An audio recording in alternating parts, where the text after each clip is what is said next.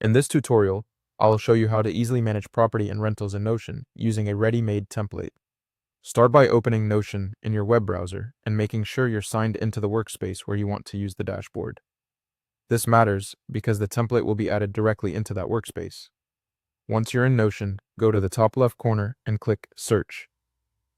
The search tool helps you quickly find pages, tools, and marketplace options without needing to browse through menus manually.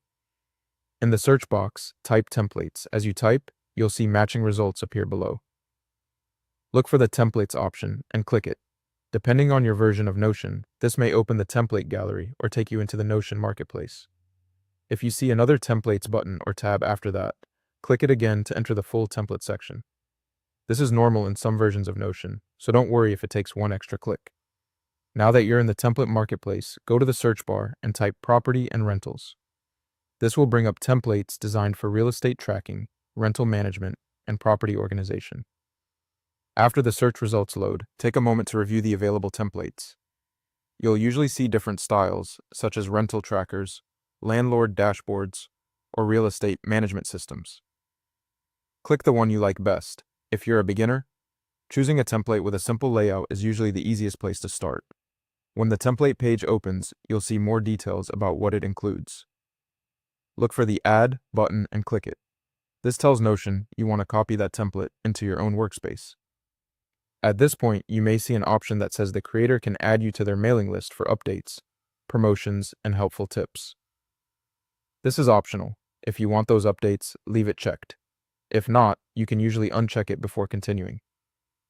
A common beginner mistake here is assuming this box is required, but in most cases, it's just a preference. Next, click Submit and Get Template. Notion will process the request and create a copy of the template in your workspace. You may need to wait a few seconds while it loads. Once that's done, click See Template. You should now see the full property and rentals dashboard inside Notion. This is the page you'll use to manage your rental information.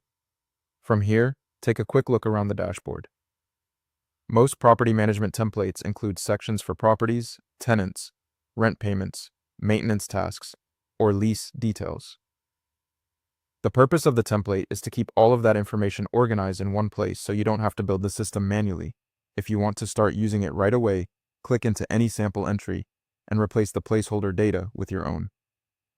For example, you can change the property name, update rental amounts, add tenant details, or create new records. If you see demo content, that's normal. It's there to show you how the system is meant to work.